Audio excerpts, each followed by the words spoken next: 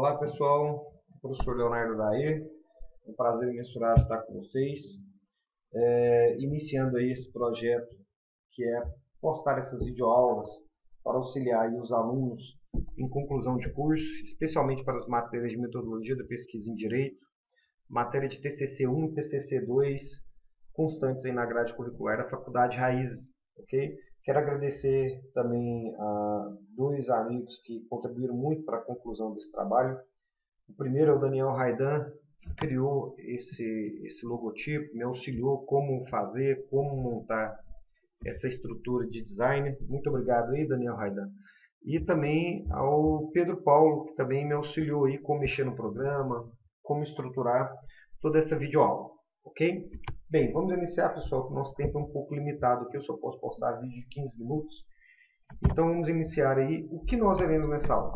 Primeiro, a visão geral do projeto de monografia da Faculdade Raízes, uma estratégia geral de organização do raciocínio para a criação do projeto de monografia, a criação dos pontos específicos do projeto. Hoje nós vamos aprender a linha de pesquisa, como criar o objetivo geral, como criar o objetivo específico, como criar problemática, como definir a nossa hipótese básica e de lambuja aí vamos sair também com o título do trabalho, ok?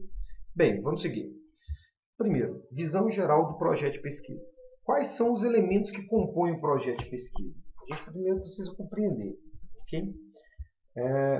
O primeiro elemento que compõe o projeto de pesquisa é a capa, seguido pelos dados básicos do professor orientador do acadêmico, do objetivo geral específico, justificativa, objeto que é a problemática e hipótese básica, metodologia, embasamento teórico, cronograma, bibliografia e termo de entrega. Nessa aula nós vamos ver apenas os objetivos geral e específico, o objeto que é a problemática e a hipótese básica, ok? Todos os outros dados, todos os outros elementos nós veremos em aulas posteriores, ok? Bem, pessoal. Para iniciar uma estratégia de organização do raciocínio para a criação do projeto de pesquisa, a gente primeiro precisa organizar o nosso raciocínio. Muitos alunos querem falar sobre penal, querem falar sobre civil, sobre direito do trabalho, o direito previdenciário também é um ramo muito procurado. Então, pessoal, a gente precisa compreender o que nós queremos falar. Eu quero falar sobre o que, professor? Eu quero falar sobre direito civil. Tá, mas o direito civil é tão amplo, né? Então vamos procurar algo específico para definir e falar sobre o projeto de pesquisa, ok? Para isso, pessoal, eu vou me servir aqui de um raciocínio empregado pelo Conselho Nacional de Desenvolvimento Científico e Tecnológico, nosso conhecido CNPq. O CNPq ele divide as áreas do conhecimento para facilitar os ramos de pesquisa de todos os pesquisadores hoje do Brasil. Nós podemos analisar, pessoal, que o CNPq ele serve de 4 estruturas básicas ou níveis de divisão. O primeiro nível seria a grande área. Entendam bem, essa grande área, o que é a grande área, professor? A grande área do conhecimento que nós estudamos está nas ciências sociais aplicadas. Então, a grande área do conhecimento das ciências sociais aplicadas, nós temos a área do direito, que estaria no nível 2. O nível do direito, pessoal, o segundo nível do direito, a área do direito, existem várias coisas que podemos falar dentro do direito. Por isso nós definimos ele como as sub-áreas, ok? E depois do terceiro nível, nós temos aí as especialidades. Então aqui, tirando por exemplo aqui esse print que eu dei no site do CNPq, nós podemos analisar que o primeiro nível seria as ciências sociais aplicadas, o segundo nível, ou a área de estudo, seria o estudo do direito. Onde dentro do direito, professor? Nós podemos falar aqui, por exemplo, do direito público, ok? Mas onde dentro do direito público, professor? Dentro do direito tributário, que seria a sub-área, a especialidade do direito público, que foi definido aqui no CNPq. Mas eu não quero que vocês subdividam conforme as regras do CNPq. Vamos pegar apenas essa ideia de fracionar o nosso raciocínio em o que eu quero falar dentro do direito. Então eu vou dividir na grande área, em uma sub-área e uma especialidade. Ok? Vamos trazer isso para o papel. Bem, professor, eu quero falar sobre uso capião. Por que o uso capião? Foi um exemplo que eu dei em sala de aula. criamos um projeto de pesquisa a partir desse exemplo que os alunos definiram como uso campeão. A primeira coisa que eu perguntei em sala, sobre o que a gente vai falar? Eles falaram sobre o uso campeão. Ótimo! Se eu quero falar sobre o uso campeão, já tem um assunto delimitado, fica muito mais simples da gente definir o nosso projeto de pesquisa. Bem, para isso, vamos nos servir então daquela divisão de grande área, da sub-área e da especialidade. Bem, o uso campeão, pessoal, ele está na grande área do direito. Em qual grande área do direito que o uso campeão está envolto? Dentro do direito civil e do processo civil. Algumas pessoas devem estar perguntando aí, professor, mas por que processo civil e direito civil? São as nossas linhas de pesquisa. Então, quando você já define a grande área a qual está vinculado o seu tema, você já tem aí fixo para você a nossa linha de pesquisa. E uma das linhas de pesquisa é o direito civil e processo civil. Note, quando a gente fala sobre o uso campeão, nós falamos sobre direito civil, que está regulado lá nos artigos 1238 ao 1244 do Código Civil, como também eu posso falar sobre a ação de uso campeão de terras particulares, que está regulamentado lá no artigo 941 até o artigo 945 do Código de Processo Civil. Então é muito amplo esse tema ainda. Por isso que nós precisamos definir o que. Ora, o uso campeão, vamos dividir então e tentar compreender o que eu quero falar. Se eu quero falar sobre o uso campeão, primeiro nós vamos fracionar e ordenar e organizar esse nosso raciocínio. Bem, se eu falei que o uso campeão está dentro da grande área do direito civil, a área que está em volta do direito civil é o direito das coisas.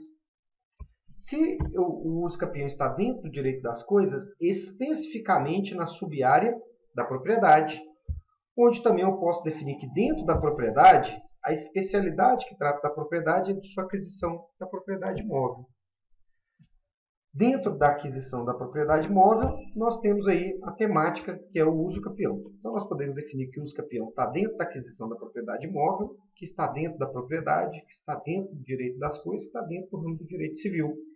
Então, se sirvam, pessoal, dessa subdivisão, que fica mais fácil elaborar e organizar o seu raciocínio posteriormente. Nós vamos dizer que essa classificação vai auxiliar principalmente na montagem de sumário, quais são os conhecimentos prévios que eu devo ter para responder a minha pergunta. Ok? Bem, então, só voltando aqui, o uso campeão, dentro da aquisição da propriedade móvel, dentro da propriedade, dentro do direito das coisas, dentro do direito civil. Para quem tiver alguma dificuldade em montar essa subclassificação, recorra, pessoal, ao código. No código, lá no sumário do código, vocês vão observar que o uso campeão ele está bem definido de acordo com essa nossa divisão aqui de área, de grande área, sub-área e especialidade. Vocês podem observar que, seguindo o Código Civil, lá nos artigos 1238 até o 1244, a uso campeão ela está especificamente na seção 1 do capítulo 2 do título 3 do livro 3 da parte especial. Ora, o livro 3 vai falar sobre o direito das coisas, o título 2 vai falar especificamente da propriedade, no capítulo 2 está falando especificamente sobre a aquisição da propriedade móvel e a uso campeão está lá na seção 1. Ok? Então é fácil de você ordenar isso daí recorrendo ao código. Ok? Bem, fazendo essa divisão clara e a gente já sabendo sobre o que nós queremos pesquisar, sobre o que vai ser, qual é a temática que eu vou abordar no meu projeto de pesquisa, surge então aquela tempestade de ideias. O que, professor, especificamente eu quero falar sobre o uso campeão? E essa é a pergunta que você deve se fazer toda hora. O que de uso campeão que eu quero responder? Entendam bem, pessoal.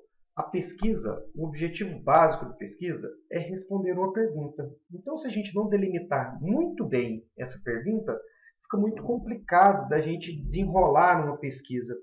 Ora, se a pesquisa visa responder uma pergunta, a primeira coisa, então, é qual a pergunta que eu quero responder? E daí surge essa tempestade de ideias. Eu sempre oriento os meus alunos a fazerem o seguinte. Copiem várias perguntas. O que é do uso campeão? Aqui eu vou demonstrar para vocês de forma bem simplória como nós podemos fazer aí esse brainstorming.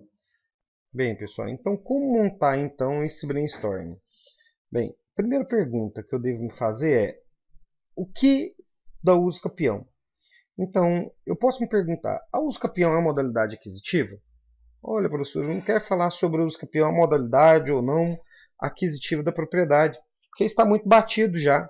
Certa vez eu li em uma revista, ou eu vi no jornal, ou então numa entrevista, que o uso capião, ele pode ser, a uso capião ela pode ser na modalidade de aquisição de forma coletiva. Ora, coloque isso no papel. Então, posso colocar no papel o que é uso capião coletivo, né? Se essa for a sua pergunta, professor, não é bem isso que eu quero. Eu quero saber se essa modalidade de uso capião, se ela é possível ou não como política pública. Ué, então coloque. A uso capião coletivo ela é possível? Se surgiu essa dúvida, coloquem, pessoal. Entendam bem que todas as perguntas que vocês querem responder devem estar no papel. É isso que é fazer esse brainstorming, ok? A partir dessa pergunta, a uso capião coletivo, ela é possível? Nós podemos pensar, professor, não é bem isso que eu quero responder. Será que a uso capião coletivo é um instrumento de política pública? Coloque isso no papel. Montei aqui então a perguntinha. A uso capião coletiva é um instrumento de política pública? Olha, professor, não é bem isso que eu queria colocar. Eu quero analisar se, além de instrumento de política pública, ela é um instrumento de regularização fundiária urbana.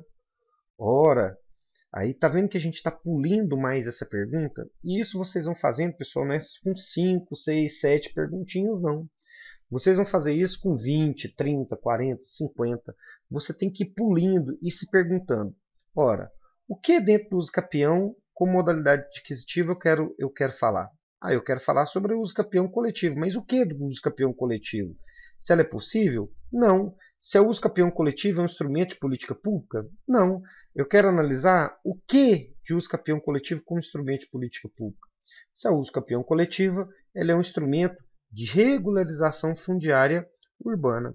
Até que vai chegar um ponto em que a gente acha a pergunta que a gente quer responder. Olha, professor, realmente, essa é a pergunta que eu quero responder ao longo do meu trabalho. Se a uso capião coletiva ela é um instrumento de regularização fundiária urbana? É isso, essa é a minha pergunta. Entendam, pessoal, que com a pergunta selecionada, nós vamos ter aí 80% já do trabalho realizado.